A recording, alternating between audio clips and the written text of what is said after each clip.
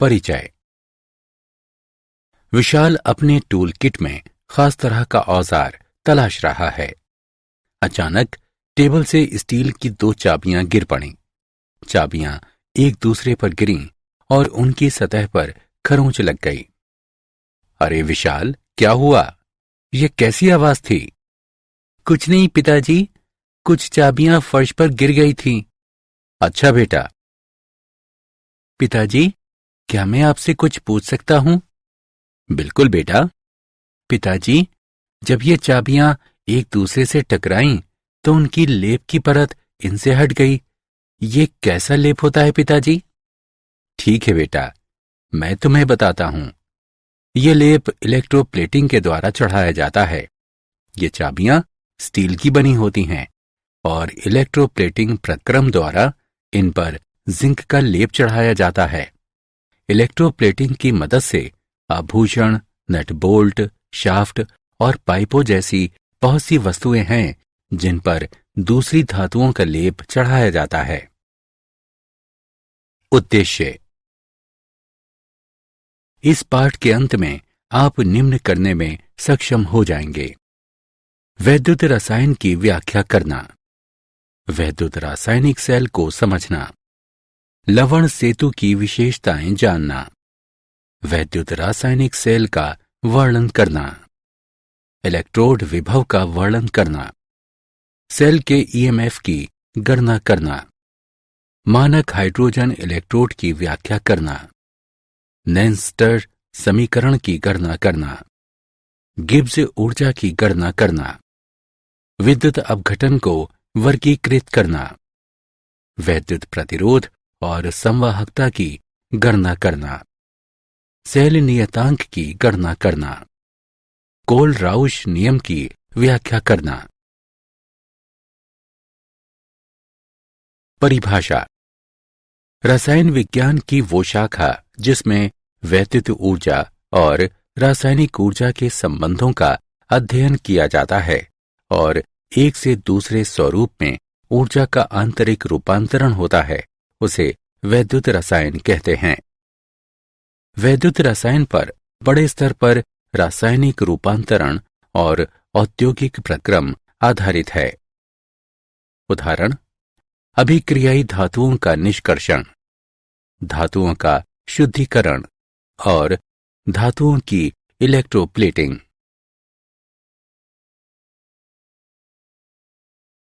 वैद्युत रासायनिक सेल एक युक्ति जो रासायनिक ऊर्जा को विद्युत ऊर्जा में परिवर्तित करती है, वो वैद्युत रासायनिक सेल अथवा गैल्वेनी सेल अथवा वोल्टीय सेल कहलाती है।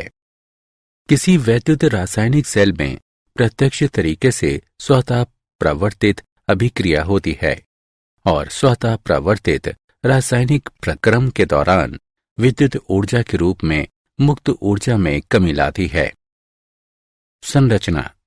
जिंक की एक छड़ी को ZnSO4 के विलयन में और कॉपर की एक छड़ी को CuSO4 के विलयन में डुबोया जाता है और इसके लिए 2 अलग अलग बीकर लिए जाते हैं। जिंक और कॉपर की छड़ियां इलेक्ट्रोड की तरह काम करती हैं और उन्हें एक वोल्ट मीटर के माध्यम से संयोजक तार से जोड़ दिया जाता है। दोनों वैद्युत अपघटनी विलयन को लवण सेतु से जोड़ दिया जाता है। ये कांच की उल्टी यू आकार की नली होती है जो कुछ विद्युत अपघटन का गर्म सांद्र विलयन होता है। वैद्युत रासायनिक सेल की क्रिया। ऑक्सीकरण। विलयन में जिंक की छड़ी का भार कम हो जाता है और जिंक ठोस विलयन में चला जाता है। धातु जिंक के जलीय घोल में इस प्रकार विघटित नहीं होता है, अतः ये Zn की घात 2 आयन में रूपांतरित हो जाता है। जिंक का जिंक आयन में ऑक्सीकरण होता है। न्यूनीकरण। कॉपर ठोस की फिल्म कॉपर छड़ पर निक्षेपित हो जाती है। इसका अर्थ यह हुआ कि विलयन में वर्तमान Cu2 आयन कॉपर ठोस में रूपांतरित हो जाता है। Cu2 आयन का कॉपर ठोस में न्यूनीकरण होता है। जिस परिपाटी में विद्युत अपघटन पर ऑक्सीकरण की क्रिया होती है वो एनोड कहलाता है, और जब इलेक्ट्रोड पर न्यूनीकरण होता है तब वो कैथोड कहलाता है। इस वैद्युत रासायनिक सेल में जिंक छड़ एनोड और कॉपर छड़ कैथोड है। विद्युत रासायनिक सेल में अवलोकन। वोल्टमीटर 1.10 वोल्ट के पठन के साथ विचलन प्रदर्शित करता है, जो संकेत देता है कि दो इलेक्ट्रोडों और परमाणु रहित धारा के विभवांतर हैं और कॉपर से जिंक छड़ की दिशा में परिपथ पूरा करता है। कुछ समय बाद कॉपर की एक फिल्म कॉपर छड़ पर निक्षेपित हो जाती है। पता चलता है कि जिंक छड़ की वजन में कमी हो गई है। लवण सेतु की विशेषताएं। लवण सेतु परिपथ पूरा होने पर धारा का प्रवाह करता है। ये आयन के प्रवाह को अनुमति देता है, लेकिन विलयन के प्रवाह को अनुमति नहीं देता। लवण सेतु वैद्युत अपघट्य विलयन की वैद्युत तटस्थता पुनर्स्थापित करता है। लवण सेतु में विद्युत अपघटन का ऋणायन धनाग्र विलयन से गुजरता है और लवण सेतु में विद्युत अपघटन का धनायन ऋणाग्र विलयन से होकर विद्युत स्थिरता का अनुरक्षण करता है। इस प्रकार लवण सेतु आवेशों के संचयन से बचाता है और परिपथ में धारा के प्रवाह का अनुरक्षण करता है।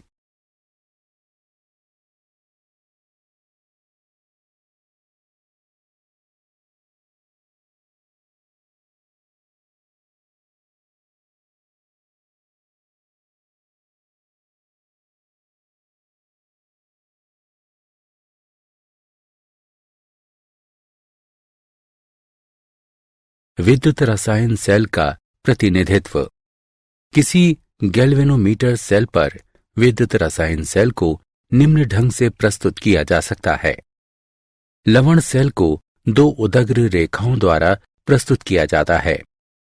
इलेक्ट्रोड और विद्युत अपघट्य के बीच कला सीमा को एकल उदग्र रेखा द्वारा दर्शाया जाता है। लवण सेतु के वाम हस्त दिशा पर एनोड लिखा जाता है। इसे उस धातु के संकेत के रूप में लिखा जाता है और उसके बाद आयन का संकेत लिखा जाता है जो साम्यावस्था में होता है। लवण सेतु के दक्षिण हस्त दिशा पर कैथोड लिखा जाता है। इसे पहले आयन के संकेत के रूप में लिखा जाता है और उसके बाद धातु का संकेत लिखा जाता है जो साम्यावस्था में होता है।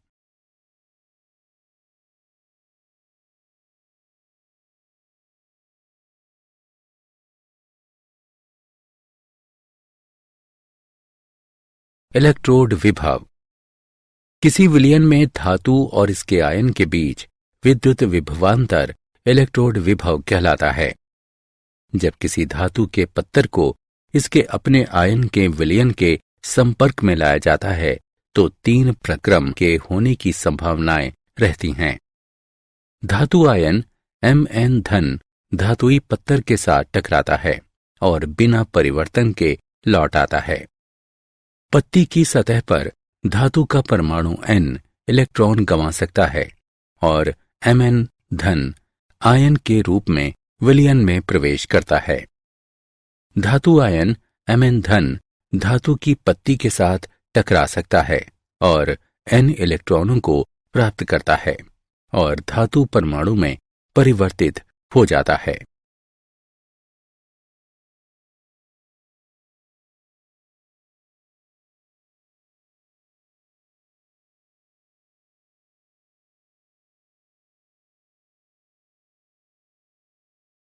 सेल का ईएमएफ।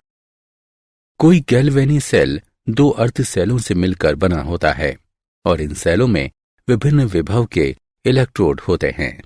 इलेक्ट्रोडों के विभव के अंतर को विद्युत प्रवाहन बल के रूप में जाना जाता है। सेल के ईएमएफ की गणना करने के स्टेप निम्न हैं। एनोड और कैथोड के न्यूनीकरण विभव को प्राप्त करें। दोनों न्यूनीकरण विभवों का संयोजन करें। सेल का ईएमएफ बराबर कैथोड का न्यूनीकरण विभव घटा एनोड का न्यूनीकरण विभव। ई सेल बराबर ई कैथोड घटा ई एनोड, अथवा ई सेल बराबर ई दायां घटा ई बायां।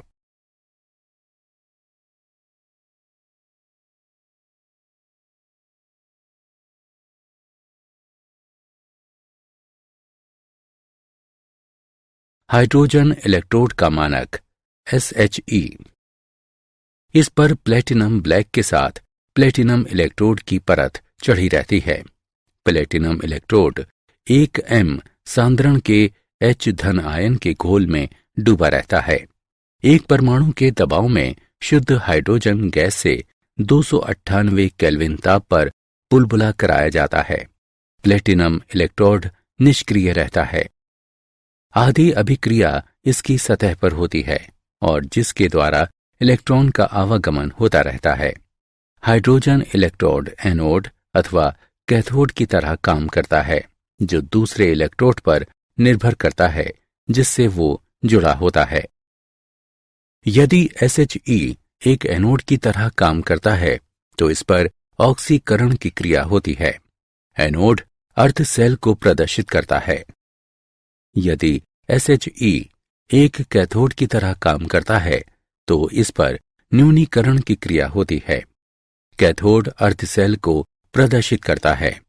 मानक हाइड्रोजन इलेक्ट्रोड का इलेक्ट्रोड विभव 0 की तरह लिया जाता है।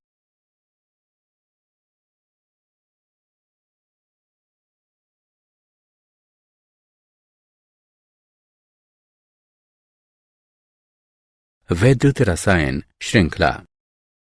हाइड्रोजन इलेक्ट्रोड का मानक इलेक्ट्रोड विभव 0 रखकर इलेक्ट्रोड की बड़ी संख्या के मानक इलेक्ट्रोड विभव का निर्धारण किया जाता है। जब विभिन्न प्रकार के इलेक्ट्रोडों को बढ़ते अथवा घटते क्रम में सजाया जाता है तो उनके मानक इलेक्ट्रोड विभव का मान एक श्रृंखला में प्राप्त करते हैं, जिसे वैद्युत रसायन श्रृंखला कहा जाता है।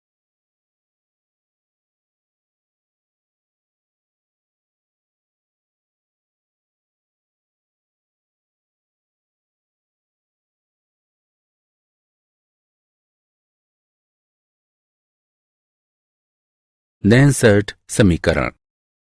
नैनसर्ट समीकरण विद्युत अपघटन सांद्रता और इसके इलेक्ट्रोड विभव के बीच के संबंध को दर्शाता है। इलेक्ट्रोड अभिक्रिया को न्यूनीकरण अभिक्रिया के रूप में लिखा जा सकता है।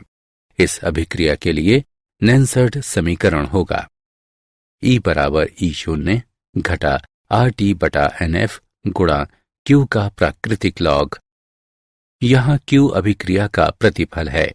इसे m बटा m की घात n धन द्वारा प्रदर्शित किया जाता है। लेकिन उपयुक्त समीकरण में Q का मान रखने से हम पाते हैं E बराबर E0 घटा 2.303 RT बटा NF गुणा m बटा m की घात n धन, जहां E बराबर दिए हुए विद्युत अपघटन की सांद्रता के अंतर्गत इलेक्ट्रोड विभव, E0 बराबर मानक इलेक्ट्रोड विभव, n बराबर अभिक्रिया में शामिल इलेक्ट्रॉनों की संख्या, T बराबर केल्विन स्केल पर तापमान, F बराबर 1 फैराडे, R बराबर गैस नियतांक। 298 केल्विन पर ऊपर के समीकरण में R, T और F का मान रखने पर हम पाते हैं E बराबर E0 घटा 0.0591 बटा n गुणा m बटा m की घात n धन।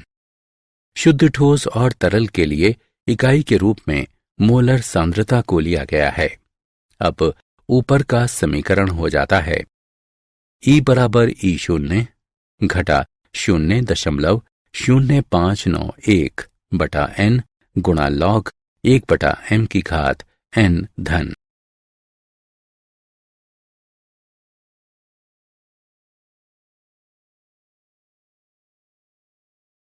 नैनसर्ट समीकरण और सेल का ईएमएफ।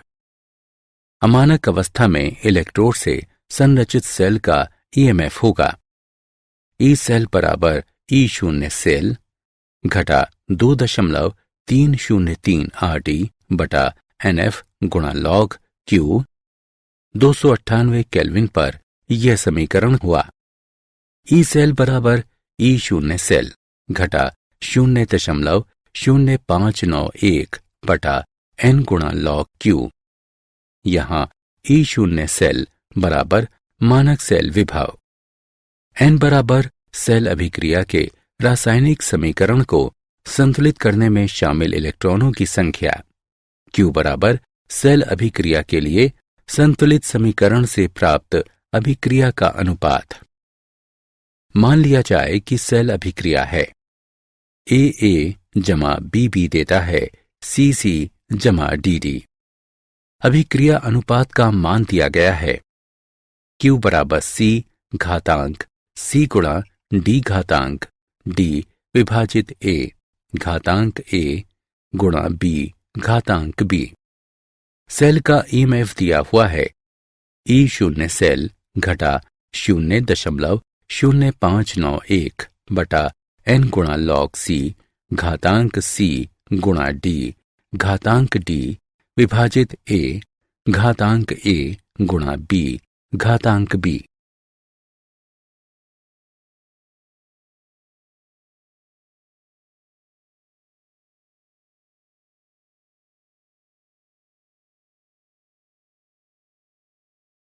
नेंसर्ड समीकरण और साम्य स्थिरांक। एनोड और कैथोड का विभवांतर जब तक रहता है वैद्युत रासायनिक सेल काम करता है।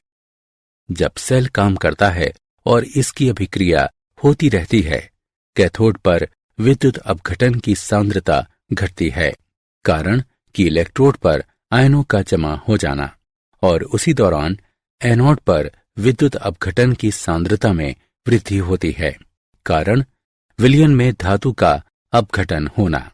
परिणाम स्वरूप समय बीतने के साथ कैथोड का इलेक्ट्रोड विभव घटता है और एनोड का बढ़ता है। मूलभूत रूप से एनोड पर विद्युत अपघटन और कैथोड पर विद्युत अपघटन की सांद्रता का कुछ अनुपात पर इलेक्ट्रोड के विभव का मान समान रहता है, इसलिए सेल का विभव शून्य हो जाता है। इस स्थिति में वैद्युत रासायनिक सेल काम करना बंद कर देता है और ये सेल की साम्यता की स्थिति होती है। सेल का मानक ईएमएफ जानने के लिए सेल अभिक्रिया के लिए साम्य स्थिरांक को इस प्रकार प्राप्त किया जा सकता है। वैद्युत रासायनिक सेल और गिब्स ऊर्जा। गैल्वेनी सेल द्वारा किया हुआ उत्क्रमणीय कार्य गिब्स ऊर्जा में कमी के बराबर होता है। यदि सेल का ईएमएफ E है और NF उससे होकर गुजरने वाला आवेश है और डेल्टा RG अभिक्रिया की गिब्स ऊर्जा है, तो दिया हुआ है डेल्टा RG बराबर घटा NF E सेल। यदि सभी अभिकर्मी वर्गों की सांद्रता समान है तो E सेल बराबर E शून्य सेल, डेल्टा RG बराबर घटा NF E शून्य सेल। E शून्य सेल के मान की गणना करने पर हमें डेल्टा RG शून्य अभिक्रिया की मानक गिब्स ऊर्जा का मान प्राप्त होता है। अभिक्रिया की मानक गिब्स ऊर्जा और साम्य स्थिरांक निम्न समीकरण से संबंधित है। डेल्टा RG शून्य बराबर घटा RT प्राकृतिक लॉग के।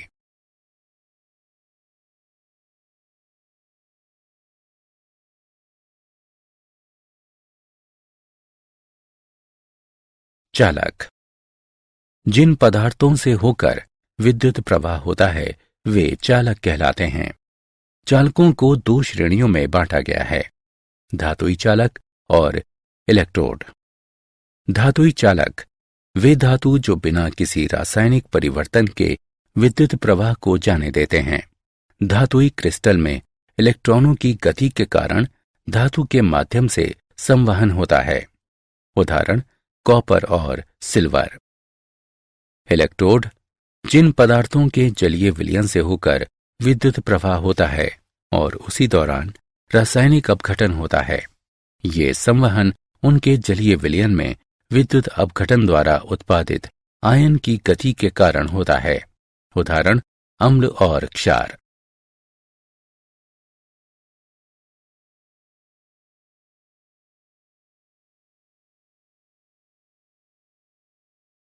विद्युत अपघट्य का वर्गीकरण। आयनीकरण के प्रसार के कारण विद्युत अपघटनों को दो श्रेणियों में बांटा गया है, प्रबल विद्युत अपघट्य और दुर्बल विद्युत अपघट्य।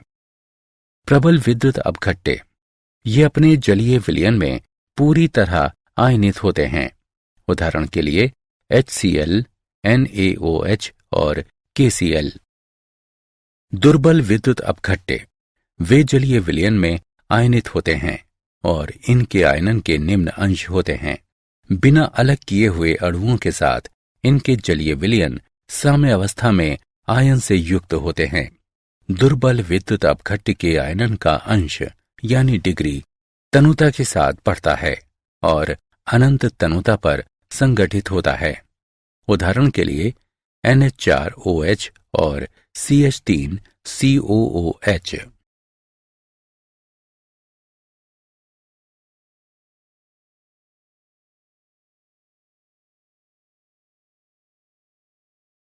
विद्युत अपघटनी संवहन को प्रभावित करने वाले चालक। विद्युत अपघट्य विलयन की वैद्युत चालकता निम्न कारकों पर निर्भर करती है। अंतर आयनन आकर्षण। ये विलयन में विद्युत अपघट्य के आयनों के बीच आकर्षक अंतःक्रिया है। अंतर आयनन आकर्षण अधिक होने पर विचरण की स्वतंत्रता कम होती है और वैद्युत चालकता कम होती है। आयनों का विलायक योजनन यानी सॉल्वेशन। ये विद्युत अपघट्य अणुओं विलायक के आयनों के बीच आकर्षक अंतःक्रिया है। विलय विलायक अंतःक्रिया अधिक होने पर विलायक योजनन में अधिक विस्तार होता है और विलयन की वैद्युत चालकता कम होती है। विलायक की श्यानता। ये कारक विलायक अणुओं के बीच आकर्षक अंतःक्रिया पर निर्भर करता है। विलय विलायक अंतःक्रिया अधिक होने पर श्यानता अधिक होगी और वैद्युत चालकता कम होगी। तापमान। विद्युत अपघट्य विलयन का तापमान बढ़ने पर आयनों की गतिज ऊर्जा भी बढ़ जाती है। परिणाम स्वरूप वैद्युत अपघटनी विलयनों का वैद्युत चालकत्व बढ़ जाता है।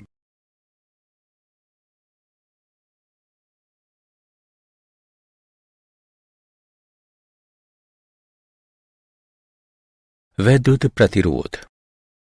प्रत्येक चालक पदार्थ में विद्युत प्रवाह में अवरोध उत्पन्न होता है, जिसे प्रतिरोध कहते हैं।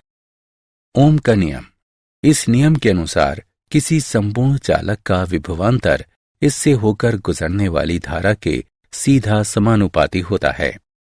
V बराबर IR अथवा V बटा I बराबर R।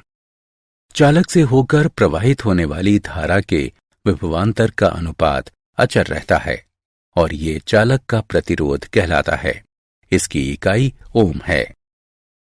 प्रतिरोधकता। 1 सेंटीमीटर लंबाई के चालक के साथ 1 वर्ग सेंटीमीटर के अनुप्रस्थ काट के क्षेत्रफल द्वारा उत्पन्न प्रतिरोध के रूप में इसकी व्याख्या की जाती है। किसी चालक का प्रतिरोध उस चालक की लंबाई का सीधा समानुपाती और उसके अनुप्रस्थ काट के क्षेत्रफल का व्युत्क्रमानुपाती होता है। R बराबर रो L विभाजित A, जहां रो विशिष्ट प्रतिरोध अथवा प्रतिरोधकता के रूप में जाना जाता है।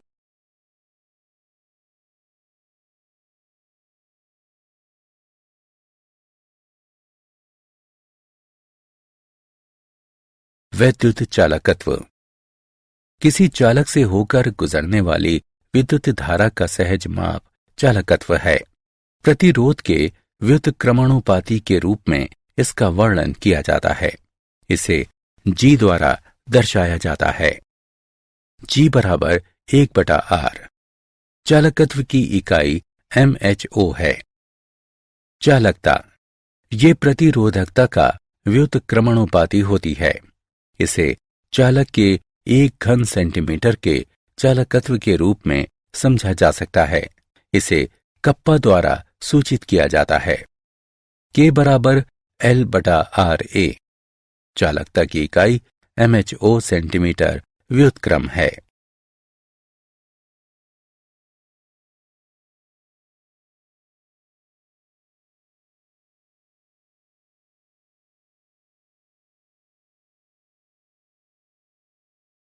वैद्युत अपघट्य विलयन की मोलर चालकता।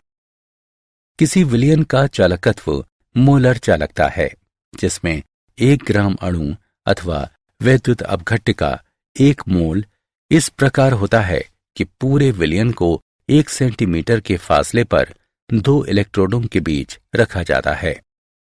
इसे लैम्डा m द्वारा निर्देशित किया जाता है।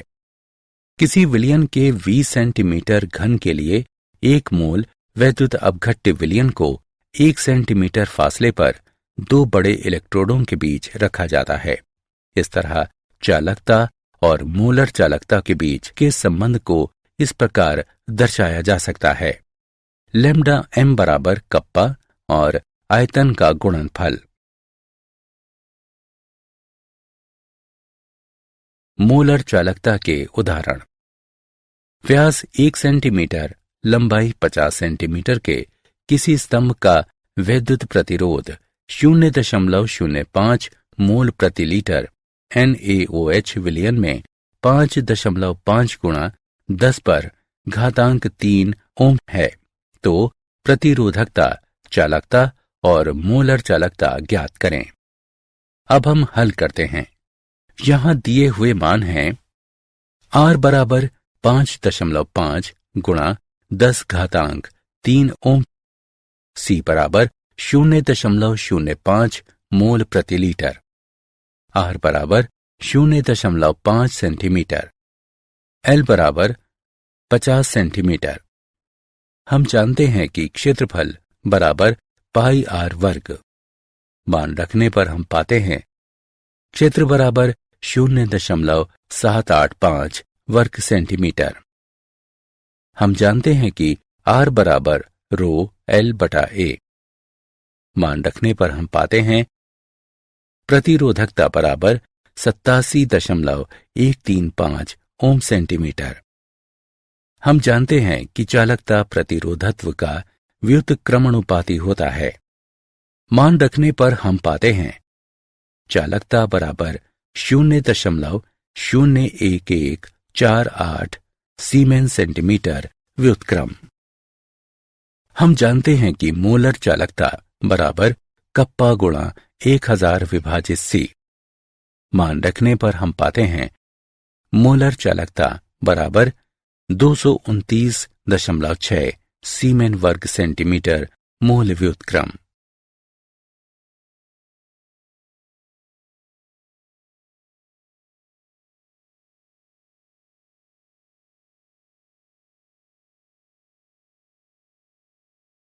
वैद्युत चालकता के मापन। वैद्युत अपघटनी विलयन का प्रतिरोध व्हीटस्टोन ब्रिज पद्धति से मापा जाता है। वैद्युत अपघट्य विलयन युक्त चालकता सेल के एक सिरे को व्हीटस्टोन ब्रिज से जोड़ा जाता है। इसमें 1500 से 3000 चक्रीय आवृत्ति परास की प्रत्यावर्ती विद्युत धारा प्रवाहित की जाती है। यहां दिष्ट धारा का उपयोग नहीं होता है, क्योंकि इसका कारण वैद्युत अपघटन है और ध्रुवण प्रभाव के कारण इलेक्ट्रोड के नजदीक वैद्युत अपघनी विलयन में परिवर्तन है। प्रतिरोध R1, R3 और R4 को इस प्रकार व्यवस्थित किया जाता है कि एक रिक्त बिंदु प्राप्त होता है। रिक्त बिंदु को संसूचक P द्वारा निर्देशित किया जाता है। रिक्त बिंदु पर R1/R2 बराबर R3/R4। R2 वैद्युत अपघटनी विलयन का प्रतिरोध है। R2 बराबर R1 गुणा R4 विभाजित R3। वैद्युत अपघटनी विलयन के प्रतिरोध R1, R3, R4 के मान प्राप्त कर हम R2 की गणना करते हैं। R2 का व्युत्क्रमणुपाती विलयन का चालकत्व देता है।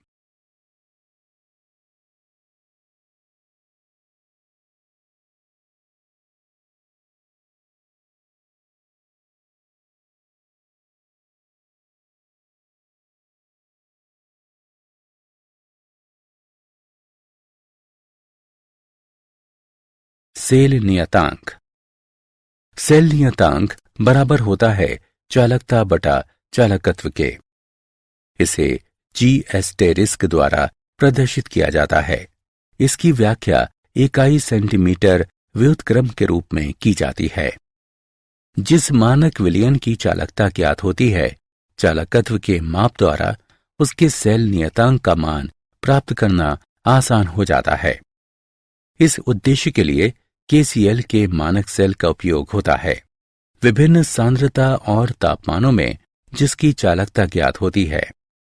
सेल नियतांक बराबर 0.0128886 बटा x। एक बार सेल नियतांक ज्ञात हो जाने पर वैद्युत अपघटनी विलयन के चालकत्व अथवा प्रतिरोध से चालकता की गणना की जा सकती है।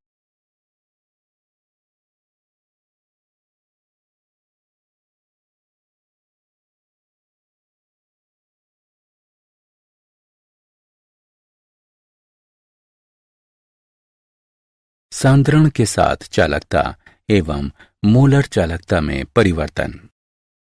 सांद्रण के साथ चालकता में परिवर्तन। वैद्युत अपघट्ट के 1 सेंटीमीटर घन के चालकत्व को चालकता की तरह समझा जा सकता है। तनुता में वृद्धि के साथ 1 सेंटीमीटर घन में आयनों की संख्या में विलयन कम होता है। वैद्युत अपघट्ट विलयन की चालकता भी तनुता बढ़ने के साथ घटती है। सांद्रण के साथ मोलरता में परिवर्तन।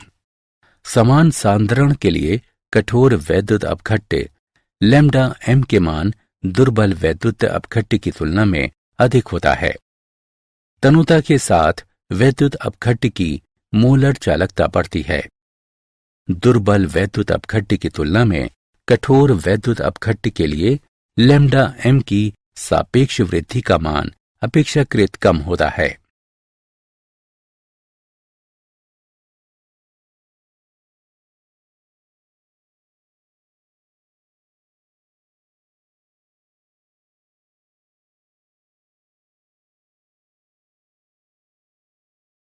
सांद्रण के साथ मोलर चालकता की ग्राफीय प्रस्तुति। केसीएल कठोर वैद्युत अपघट्ट और CH3COOH दुर्बल वैद्युत अपघट्ट हैं। एक ग्राफीय प्रस्तुतिकरण सांद्रण के साथ मोलर चालकता के परिवर्तन को दर्शाता है। कठोर वैद्युत अपघट्ट में जब सांद्रण 0 होता है, मोलर चालकता एक निश्चित मान प्राप्त करता है, जो सीमित मोलर चालकता के रूप में जाना जाता है। इस मान को लैम्डा 0m से दर्शाया जाता है। एसिडिक अम्ल की तरह निर्बल वैद्युत अपघट्ट के मामले में सीमित मान प्राप्त हो, इसके लिए कोई संकेत नहीं मिलता है, क्योंकि जब सांद्रण 0 हो जाता है तो ग्राफ लगभग y अक्ष के समानांतर हो जाता है। कोलराउश का नियम।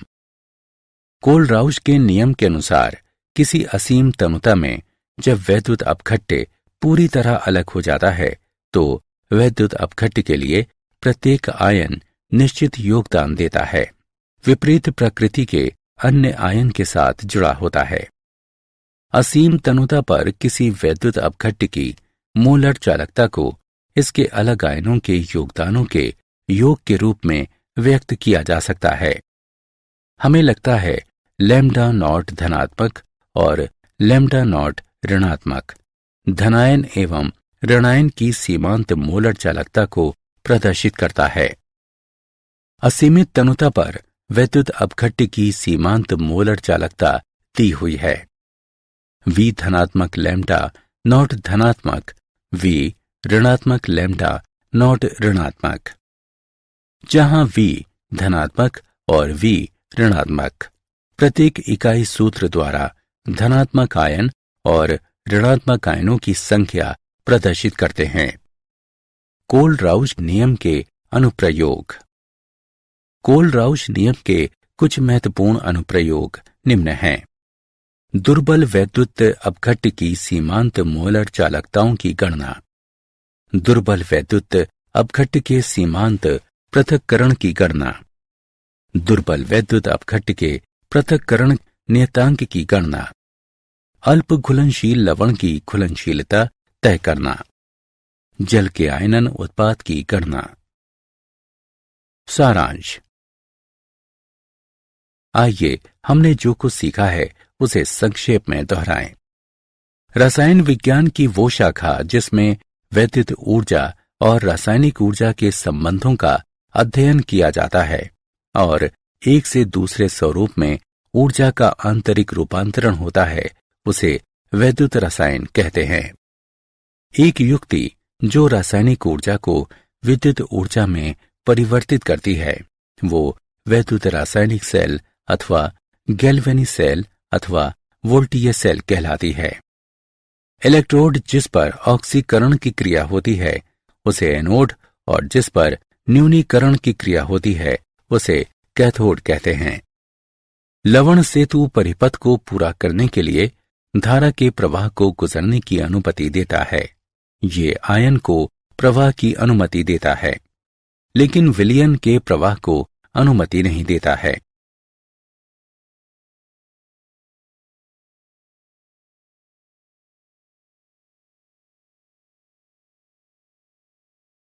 किसी विलयन में धातु और इसके आयनों के बीच वैद्युत विभवांतर को स्थापित करने को इलेक्ट्रोड विभव कहते हैं।